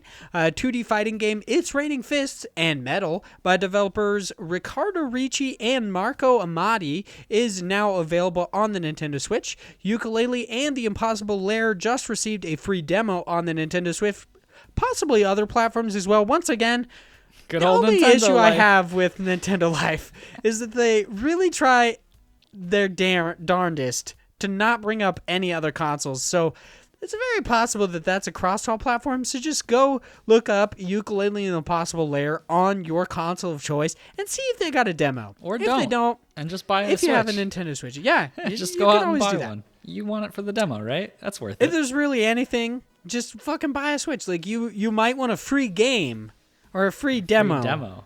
But you're absolutely ready to buy a Nintendo Switch. Instead of, not spending any money, do what I would do and spend all the $300. Yeah. And lastly, I don't know why I put that. I put that Dark Adventure game. I don't know. Nope. Oh, that Dark Adventure game, Yeah. Oh, I guess, and lastly, that Dark Adventure game, or Dark Adventure card game, Black Book, will be headed to the Nintendo Switch as well as other platforms sometime in 2020. I just needed like a comma. I think that's what my problem was. Now over on Twinfinite, where it's reported that roguelike dungeon crawler Hades from Supergiant Games has just received a new update titled The Long Winter, which includes many new features such as fishing and new keepsakes, and more. Also, over on Twinfinite, after a mere 7 months, Bloodstained Ritual of the Night is finally getting some much-needed fixes on the Nintendo Switch. Those, including those pertaining to frequent crashes, performance issues, and more. Over on IGN. Can you believe it? Yeah, only 7 months after the game is actually playable. Close enough. Whatever, dude. I mean, I didn't see anywhere in the article that it talked about it not deleting your saves anymore. Do you remember when they had that deleting like save glitch? Or no, you couldn't You just progress couldn't in the game anymore. Yeah. And the developer then said they couldn't fix it. Yeah. I mean, They said you just have to restart the game. it's a big old toughie. That's awesome. If there's anything I love more is just like developers being like, I honestly can't help you right now. I mean, it goes into that article we talked about, like, I think it was last week, of games just being strung by duct tape. Yeah, they're like, at this point, I don't know what's going wrong, so just play the game over again. It seems like you liked it enough to play it this far. Yeah, just start it again. It'll be fine. Now over on IGN, where it's reported that Untitled Goose Game has a real chance of becoming a Lego set, thanks to a fan-made model posted on the Lego Ideas page, where Lego often chooses new sets to create if voted for by fans. And for those wondering, Crema, I don't really know how you're supposed to say it, developers of the new monster taming MMO TemTem are currently working on hot fixes for issues currently plaguing the game, such as long load time and lag spikes. And to round out the group, over on GameSpot, it's reported that just like Sans from Undertale, yet another indie game character has been added to Smash Bros. Ultimate, the latest being Cuphead, you know, the titular Cuphead. Sadly, just like the aforementioned Sans, Cuphead is also only a Mii fighter costume. How do you feel about this, that they are adding indie game characters in a way to Smash Bros, but it's just as fighter costumes? I mean, honestly, I wish they would have just made it the fifth DLC character, Cuphead, versus instead of Byleth? Yeah, instead of another Fire Emblem character, but another swordy boy or girl. I mean, it's fine. Like, honestly, I didn't buy the pack anyway, so I can't really complain too much. But we definitely have enough Fire Emblem. Like, did you see Jason Schreier? Like, so when they did that, Jason Schreier put out like a picture. He was like, "Man, the new fighter pass looks great," and it was like 6 Fire Emblem characters, and then the last one was just swords. That's great. No, I didn't see that. It's awesome. I love all these people goofing on Nintendo or goofing on, what is his name? Fuck. Sakurai? I think it's Koji. Sakurai. Yeah. Not Koji Igarashi. Yeah, Sakurai, for like not putting or just putting in Fire Emblem characters or not actually taking anybody's like feedback into like consideration. Yeah. I mean, to be honest, I didn't really care too much for the Dante thing that was going through for Devil May Cry. Yeah, but there were a couple like rumors. There was like possibly because of the 3 things, so people thought like, oh, it might be Dante. It might be something Shantae. to. Yeah, it's Shantae. That's weird, Dante Shantae. There was also ideas that it was going to be Sora from Kingdom Hearts Sora 3. would have been really cool too. But Chris is really pushing for that one. That That's boy a legal wants nightmare. Sora There's real no bad. way. Like, to have because especially if they ever want to keep like continuing that, like having so many different licensed characters, it would be awful. Yeah. I don't really know. It'll be interesting to see what more indie game characters they make into Mii fighter costumes, but that's it for our News Cram segment. Big Josh, we've been blessed with so many amazing indie games news stories today that I think about time we give back to the creators. In our next segment, God Bless the Crowd, this is where the biggest of average Josh boys hops into all sorts of crowdfunding sites because I am having a stroke and finds some awesome indie games for us to talk about. This week, by the hair of his chinny chin chin, he found Gladiator Guild Manager, Arena Battle Simulator. Holy... What? Yeah. Is that the full name? I guess. I don't know. Maybe. That's excessive. It's a battle sim about managing your own gladiator guild in an epic fantasy world. These developers are currently looking for $40,000 is their goal. They currently have, at the time of this recording, $390 with 20 backers and 29 days left to go. If you would like to get in on the entry level, of course, you can always just give whatever amount you want. You can pledge without a reward, or you can get in for $50 for an early access copy, $20 for the early bird archer, which gives you an early access copy and your name in the credits. And just for that standard, no early bird or anything like that, you can pay $25 and you get the early access copy and your name in the credits. But of course, if you're wanting to back this right now and there's still the early bird there, just do that. Like, I don't know why you wouldn't. I guess you want to give more money to the developers. That makes sense. But can we talk about how this game looks like a mobile game but isn't on mobile? It's on everything else. It definitely does. So it has a weird, like, the art style definitely doesn't do it any favors, because it has that, I don't know what it is, but there's definitely like a mobile aesthetic. Yeah, it looks like an idle game. Yeah. Like it looks like almost exactly like that. So to give a little bit of context, you basically have this like front where there's two sides of the screen, and you just have your different, like, seemingly your different, like, infantrymen. You've got like archers, weird beasts and stuff like that. And you set it up, and then seemingly, I'm assuming you just press go and they fight the other team. Yeah, so it kind of reminds me of a mix of like a battle chess game, but also with a bit more of like tower defense kind of strategy to it.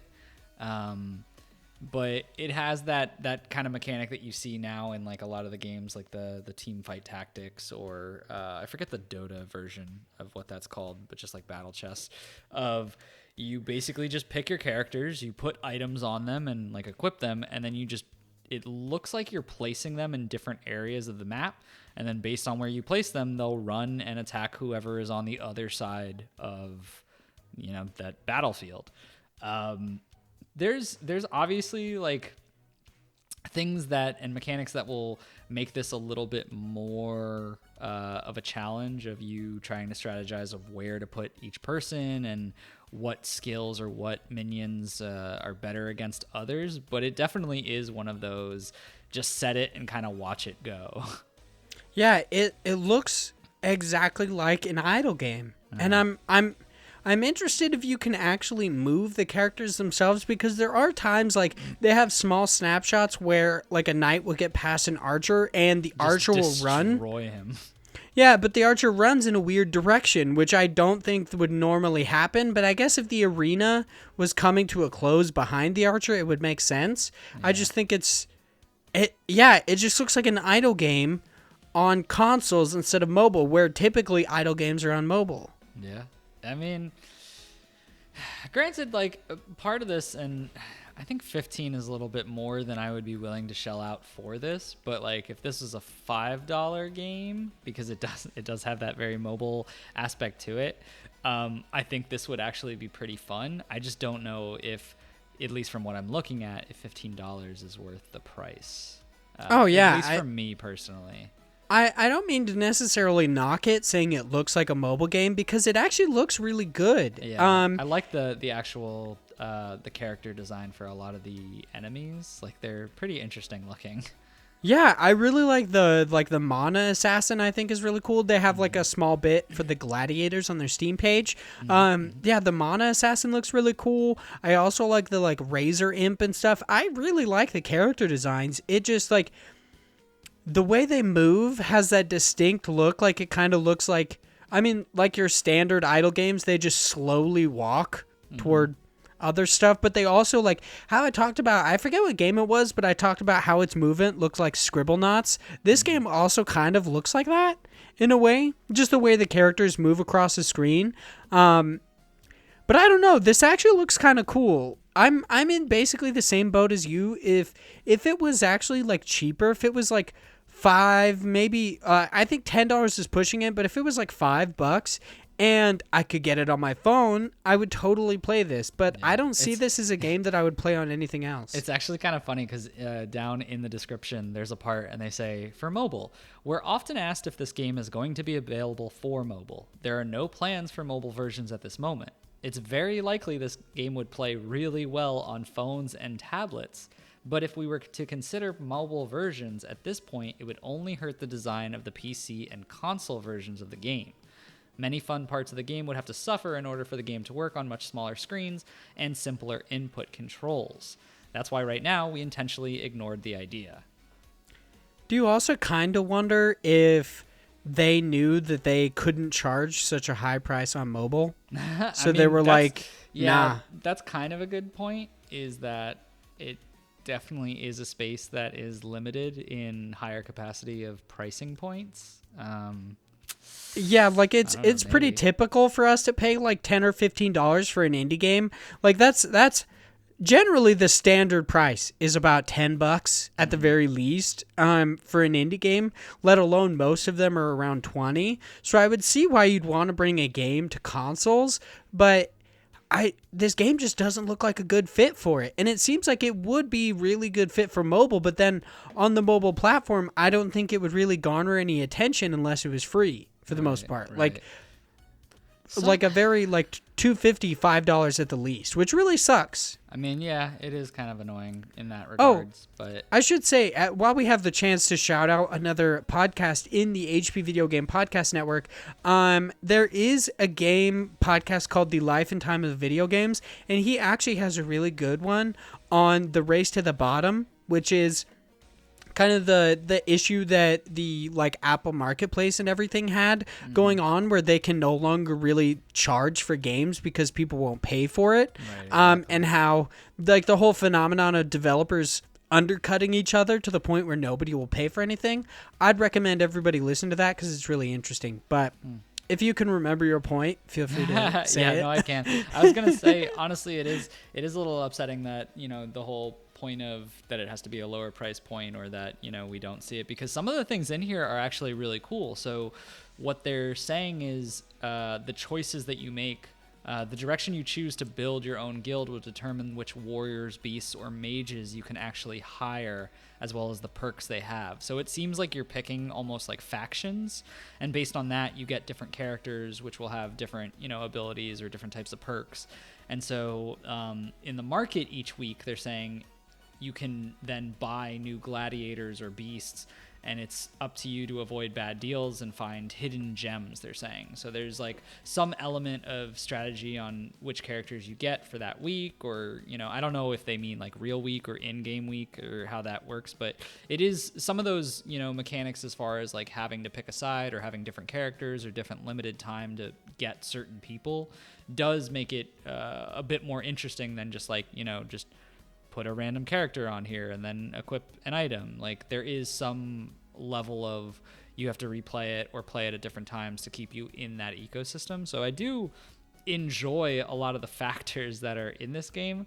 I just, once again, I don't know if this is really for me. I love so much that the more I hear about this game, the more it sounds like a mobile game. Yeah, I know. So really what you just described is basically like similar to a gacha system. Yeah, for where sure. Like most idle games every week have a marketplace that has like different stuff that you could buy, and then it's just so funny that this is obviously a mobile game. So much so that they even acknowledge that people ask them about it all the time. Yeah. I mean, I think it would do really well as a mobile game. I mean, yeah. I'm surprised. Yeah, I think it'll do much better as a mobile game than it will on consoles. Yeah, I kind of do too. And honestly, like, that's the thing is I feel like, especially in the mobile space, and I don't enjoy it, and it's generally why I don't play mobile games, but even though, you know, those kind of games start at such a lower price point, they're that way because mostly in their mechanics and their structure from a lucrative point of view is they put in certain things where you can, you know, pay money, like actual real money, to get more of whatever currency they have in the game, some type of gems, so that you can buy more of those characters each week. And like that's the way that they rack up way more than any other game you would get from a $20 to $60 price point. You know what I mean? Yeah, they typically go free to play with a microtransaction model instead of like a pay to play and then you could just continue. Yeah, they could definitely make a lot. I definitely agree. I think they can make a lot more money with this game on mobile, especially because this game looks good. This looks like a legitimately good game. I just do not think it'll play well on consoles. Yeah. And that's kind of where I'm going to leave it because I've said that like 5 times now. Well, I guess we got the point. But if you guys want to check out a obviously mobile game on consoles, make sure you check out this Gladiator Guild Manager. I will also make sure, I'm trying to make sure that before the podcast actually comes out, I tweet out a link to the Kickstarter page so that anybody who wants to listen to it can actually check out the Kickstarter itself, possibly back it, or just get a little bit more information on the games themselves, because I understand that I goof on these games a lot and may not spend as much time describing what the games are and how they play. Right. So that's just an extra little bit I could do. Plus, this segment's all about helping indie game creators, especially them trying to get their games backed. So that's also something I want to do. But yeah, if you guys want to check this game out, I will definitely send out a tweet for it. Or it'll obviously already be up by the time this is out. Hopefully, I guess. Not obviously.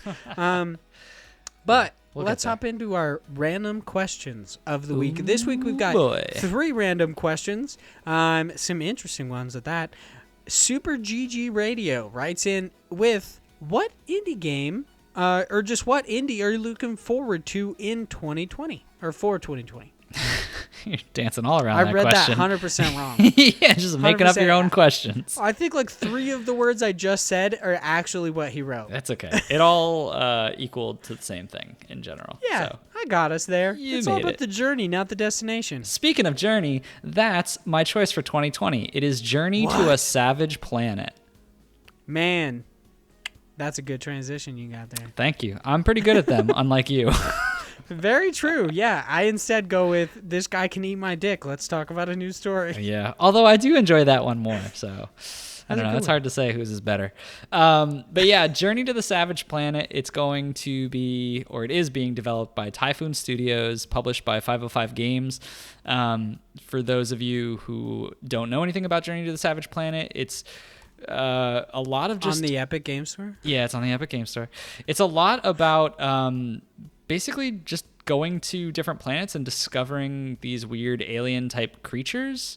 I don't know a ton about it other than you're basically going through, and they have like very similar to the older Metroid games where you get to scan and like analyze creatures, and you're taking some kind of analysis from them and getting their information and going through, but some of them are creatures that are going to attack you. I don't know how much they're going to play into combat, but it does look interesting, and there's some very weird tools that you use throughout this game to kind of travel and traverse through the worlds and to keep yourself safe from weird aliens through it. Plus, the trailer is like really weird. So I have a feeling that the game is going to get very wacky, especially since they're in space and have all these different aliens. And it's 2-player co-op, so I'm like, I'll probably have a good time just jumping around in these weird worlds and different creatures with a buddy or something. So I'm pretty excited for it, except for the fact that it's on Epic Game Store. But other than that, I'm pretty down for it. Do you think, like, looking at it, do you think $29.99 is a high price point, or do you think that kind of makes sense? I think it makes sense. It does look really good, by the way. Yeah. If you guys haven't checked this out, make sure you do, because it's got some top-notch graphics. Like, it looks good. I would say pretty cool. Its graphic style looks a lot like The Outer Worlds. Or, yeah, it does, but more colorful than The Outer Worlds. Yeah, the colors definitely pop. It's less, like, dreary and depressing, and more like, I would say it's like No Man's Sky's kind of color scheme. Like it's like bright, vibrant colors. It's like a much quirkier version, I guess, is kind of and a bunch of seeing. aliens with big eyes. Yeah, I'm pretty hyped for it. Also, if you do want to give money to the Epic Game Store, it is 10% off right now. If you I think it's $26.99. Yep, yeah. Sale ends 1/28. Wow, is that when this game's coming out? Oh yeah, January 28th. Damn, I didn't know it was that soon. Ooh, this is pretty cool. I did that same thing with TemTem the other day. I was like, when does TemTem actually come out? Guess what day it was? Today? No, it was the 20th. It came out the next day. Oh. Yeah, that's a good time to realize it. Yeah, this is actually pretty cool. I'm definitely gonna get this. Wait, is it on the Epic Game Store? Nah. I'll get You're it gonna on. try to get it on. It is on PS4 and Xbox One, I think. Oh, is it gonna be on Game Pass? Possibly. Probably not. Damn, no Switch? Oh no. Am I gonna have to get it on Epic Game Store? I can't do that. Yeah. Oh my god. I made a pack, damn it. No, nothing but free games. All right, that makes sense. For me, the game I am looking forward to, I've already talked about Hollow Knight Silk Song to death, so really a game that I am really looking forward to that doesn't actually have a release date for 2020, but I'm crossing my fingers it comes out in 2020, is Flynn, Son of Crimson. I've talked about it a couple times before. It's a 2D, like really, really beautiful, I believe like 16-bit, seemingly Metroidvania. It looks very, very pretty. I think the combat looks really good. It also has kind of these like brighter, more vibrant colors. It has these really, really like bright reds, obviously because it's the Son of Crimson. And you play a character who has this magical ability called, I believe, the Crimson. In this kind of like desolate world where it's kind of hard to explain just off the top of my head, but I would definitely recommend checking it out. I believe it's being made by Thunder Horse Studios. Let me check. I don't know. Flynn, Son of Crimson. It's something along those lines. Oh, Studio Thunder Horse. Yeah. Huh. Yeah. So check this one out. I love the character designs a lot. I actually did somewhat of a feature on it when I first started writing for Parallax because I thought this game was so awesome. Wow, it does that was a while have. ago. Yeah, it does have a release window on Steam as like 2020. So just crossing my fingers that it is going to come out. It did actually have a successful Kickstarter campaign, which I also think is really interesting that it's being published by Humble Bundle now. So I wonder how the Kickstarter backers are going to feel about that. I mean, I don't think that's a big thing because Slay the Spire wasn't Slay the Spire a Kickstarter thing? Was it? I don't know. I think it was, and they were published by Humble Bundle for like a certain portion. Was it Slay the Spire Kickstarter? Maybe not. Maybe I'm wrong. Anyway, I don't know. I don't necessarily have a problem with it, but I could see that being something like how you talked about earlier. Them, like the Pokemon company, Game Freak specifically, is what I mean. Talking about like, yes, they didn't put all of the Pokemon. It doesn't have a full Pokédex, but then they're like, hey, we're adding more, and we have this season pass that you'd have to buy to get it. And people are like, what? Do you even...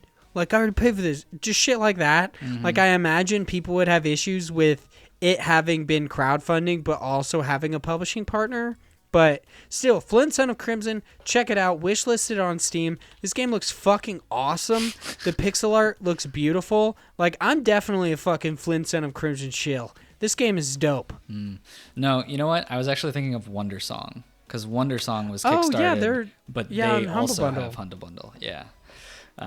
So, I mean, I don't think it's a bad thing. Humble Bundle is generally a pretty, like, very, like, laid-back publisher when it comes to weird, like, terrible quirks, and they're generally not very intrusive on being, like, we're the publisher kind of a thing. Like, you rarely see, like, with a lot of games that are, like, published by Humble Bundle, you barely even notice it.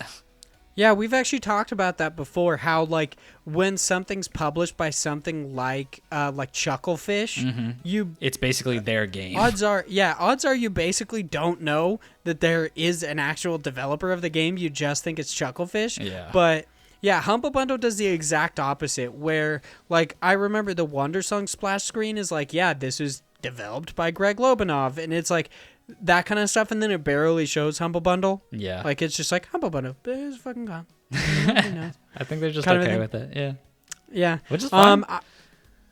I like the way they do it. I really enjoy that. It's also like, I don't want to harp on this point anymore, but I really do like that they seem to do a lot to, like, make sure people know about developers instead of just them. But our next random question comes from John Moore, founder of Parallax. Make sure you check out their stuff. He actually just wrote I believe it was like a returning to Dauntless piece. Yeah. Got a Check shout that out one from out. Dauntless too. Yeah, that team is actually, they have a really great social media manager, because I remember when Dauntless was initially being shown, I tweeted at them and said that it looked like a mix between Monster Hunter and Bastion, and they tweeted back at me and they're like, that's exactly what we were going for. And I was like, boom. Boom. Got it. A genius. Yeah, it's actually interesting. I think we might have in the works an interview with their team, which hoping for that, because that would be pretty cool. That's actually pretty dope. That's awesome.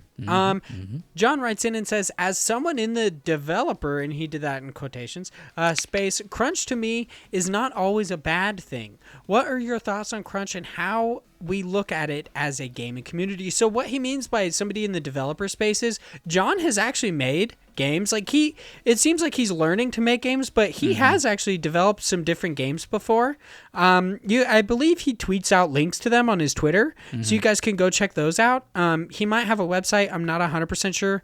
Like outside of Parallax, obviously, no, he does have that one. Yeah, he definitely does, because he's also a web developer. Yeah, he makes websites for people, so he definitely has his own portfolio and showcase that kind of stuff. I don't know about the games portion of it though, but from a web development, yes. If you guys do want a good web developer, you should check out John's stuff. I will say, like, Parallax Media has probably one of the most unique looks, and I really, really enjoy it.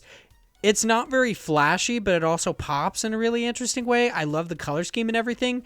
Not to, like, kind of harp on that, but yeah, I do really love how it looks. But how do you feel about crunch, and is it always a bad thing in your mind? I don't think it's a bad thing. I think with like a moderate amount, like in small doses, crunch is a good thing, and it's kind of needed. Like, there's no way to go through without having a little bit of it. There's always going to be times where you really need to buckle down and get something finished, or there's points of time where things didn't work out, and because of that you now have a better, clearer picture of it, and you need to meet that deadline. And like, that's fine if that's the unusual side of things. When it comes to the point where it's like you're crunching because work is constantly crunched, then it's not really a crunch. It's just always being deflated and being, constantly weighed down by just having too much on your plate.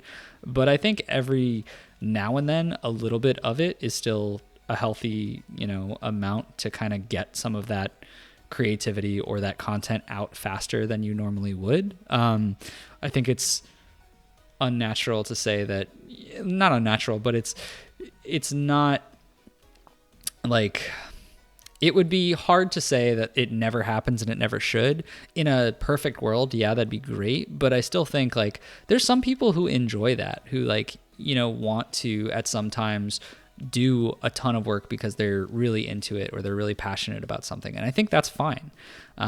It becomes a problem when they're being forced to do it in that certain way, or they're being forced to do it constantly. But otherwise, I think, a healthy amount of crunch is fine. Yeah, we basically have the same opinion, and I think most people agree. Like, crunch exists for, I don't want to say necessarily a reason. It definitely depends on both the severity and the conditions of the crunch. So, like you said, if you're constantly working 7 days a week, then you just work 7 days a week. It's not crunch. It's just you work 7 days a week and on occasion get a day off. But that is, I don't find that acceptable if you're constantly doing it. One. Two, if people want to work that much, I don't think we should necessarily be shaming them. Like, if you want to work 7 days a week or whatever, if you're what people consider a workaholic, however much that might be a derogatory term, that's amazing. You should absolutely be like able to do that. I don't think anybody should have an issue with that. But there are stipulations that I personally think should be actually tacked onto that, which are like, you should, of course, need to like have some time to yourself so you can, just do the standard human things like eat and sleep, but also you need to be able, like, you need to be paid for it. So there was an issue with Telltale where they actually came out that they, not the like new Telltale in quotes, but the old Telltale before it actually folded. People were working like crunch and working these super long hours, but they weren't actually being paid for it. They weren't being paid for their overtime. They were just required to work it. So I think if you are required to do crunch, that's kind of bullshit. If you're not paid for it, that's even worse. That's absolutely outrageous and it shouldn't exist. But if you just want to do it and you're being rewarded for that in some way, then I think I don't necessarily think that there really is an issue with that. Like, that's your choice. You can do with your time what you want. I agree. Yeah, I would be interesting I think it would be really cool to find out, like, so we talked about last week with Chris how the studio behind just Outer Wilds has a no crunch culture, which is amazing. But I would like to hear from other indie developers, like, whether they crunch, because a lot of them, for sure they do. I wonder, like Tom Happ, he worked on Axiom Verge for only a couple years and he did everything by himself. So you would assume he definitely crunched, but it's like, it's self-inflicted crunch. So did he want to do that, or did he feel obligated to do that? Yeah, I don't know.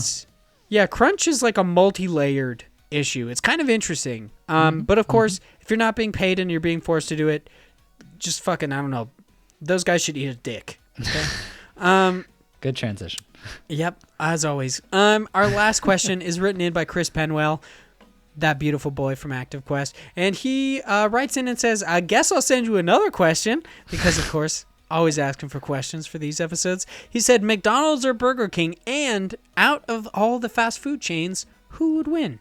And I'm assuming he means personally. I don't think he means in like a fist fight, like you're going to make Ronald McDonald fight the Burger King. I mean, that'd be great. But also, I think Colonel Sanders would win because he was definitely some sort of racist and he would totally shoot someone. Let's be real. So that's probably true.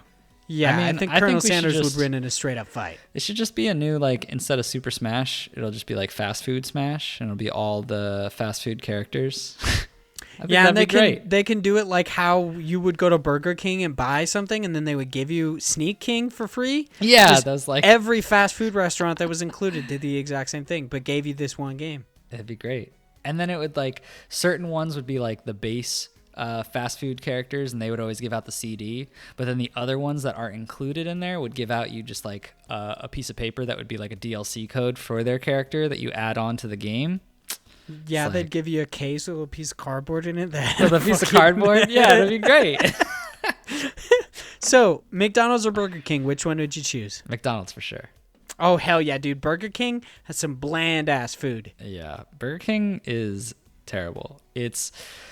McDonald's has the best fries. Wendy's has the best burgers out of those three. But I would have to say square patty bullshit. I love their square patties. They're delicious. But I'd have to say, like, sorry to interrupt go. Again.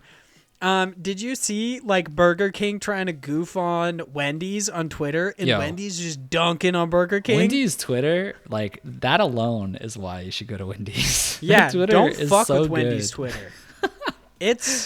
I don't want to say toxic. It's just like Wendy's toxic. Twitter claps back. Yeah, it's so It'll good. get you. I love it. Out of all fast food, though, Shake Shack for sure.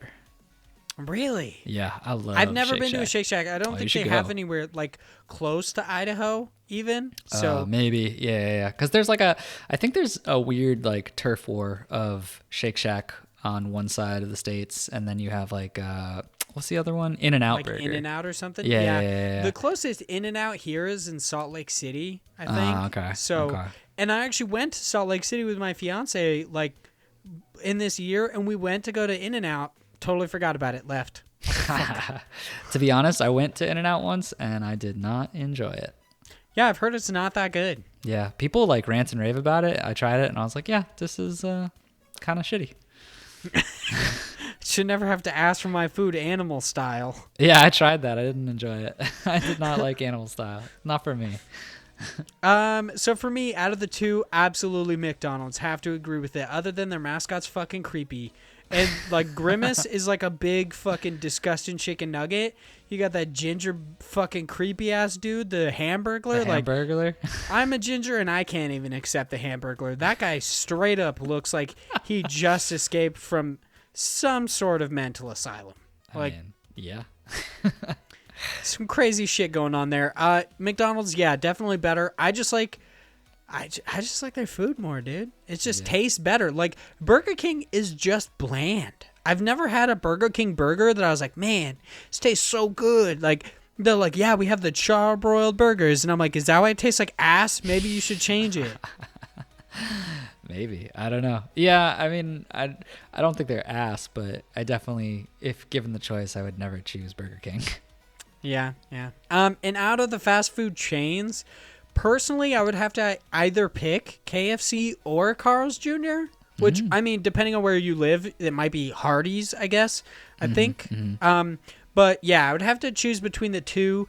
It all depends on the mood that I'm in. Because got to set the mood.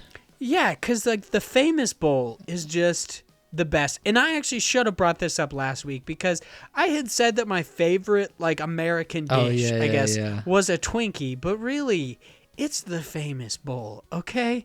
You got your mashed potatoes, you got your gravy, got your cheese, and you got your chicken nuggets. Now that is perfection. I will say, normally comes with corn. That's 100% bullshit. That's the reason why I'm going to actually have to choose Carl's Jr. over KFC because the Famous Bowl comes with corn and you could just go fuck yourself with that corn stuff. Come on. You're going to Get your head out of your ass. Going to have a hard time in Japan. Do they eat a lot of corn? No, just based on your favorite foods. Yeah. Yeah. I'm kind of a freak. Excuse me. Do you have a bowl of mashed potatoes, gravy, and chicken nuggets for me to eat? This fish is just too fishy for me. That's it for this episode of Indie Incursion and Indie Games Podcast. Once again, I said it completely wrong, but I'm not going to correct myself. Thank you guys so much for listening. If you guys would like to follow us outside the podcast, you can follow the Twitter for Indie Incursion and Indie Games Podcast at IndiePod on Twitter. I try to make sure I'm on there quite often, I guess. That's where we post our question thread. That's where I'm going to keep posting our links to the God Bless the Crowd games and more. Of course, also follow it because there are some news stories that we won't be able to cover on the podcast just because of when we record. So I like to hit them up there. Like last week, I talked about the free game on the Epic Game Store being sundered because it was going to change by the time that we had recorded. Or this week, the like Australia Relief Humble Bundle was going to expire by the time this airs. So make sure you follow us for additional indie games news that you aren't going to hear on the podcast. And you can follow myself at Hyde Legion. You could follow the Big Josh Boy at _George90 because I totally I was like, oh, I guess I should say it this time. Nope, just keep forgetting. I totally blanked. I was like, what is it again? All good. You can also send in any questions, requests. If you are an indie game developer, you would like us to play your indie game or just talk about it, you want to come on the show and do an interview, anything like that, you can send us an email. Our email address is indieincursionpodcast@gmail.com. Feel free to send us whatever. Just make sure you pop in that kind of like, what do they call it? I want to say it's like a tagline. It's like a reference line. It lets you know what the email is about. Just be specific, I guess. I mean, and just to goof a little bit, if you're going to send us a code for your game, just make sure it's that one. You know, that'd be cool. You know, I was kind of not paying attention. Did you mean the subject of the email? Yes, that's exactly what I meant. I kind of like zoned out, and I was like, what? Header? Tagline? You're like, there's something there that you do that way. Yeah. The head of the email. Good enough. That's it for this episode of the podcast. Make sure to tune in next week where we are going to have a special guest on the podcast, Mr. Josh Nichols from Active Quest. Wow. Will we or won't we talk about Joseph's naked body? Yeah, we will. Yeah. Damn. There's no way we won't. I'm going to be sad. I'm going to miss that episode. Yeah, I always have to have one Josh. But that's the episode. Thank you guys so much for listening. And I'll see you guys next week. Bye, guys.